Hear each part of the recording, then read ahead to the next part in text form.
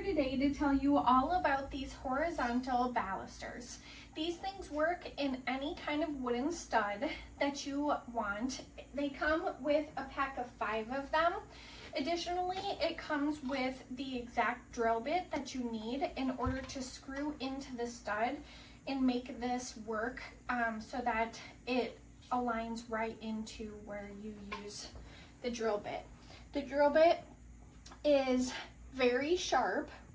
It works exactly how you need it to get this to go into the wooden stud that you're using.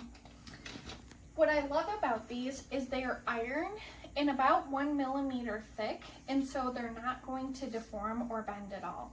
They have a really nice matte black finish. They are fingerprint resistant, and once they're installed, they give a really nice appearance and look to the home that you have.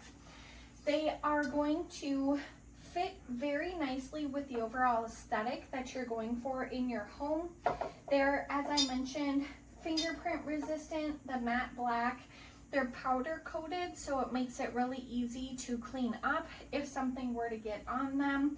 Again, with the drill bit and with each of these, using them is going to, and installing them is going to be very easy. And then seeing them up is going to be absolutely amazing.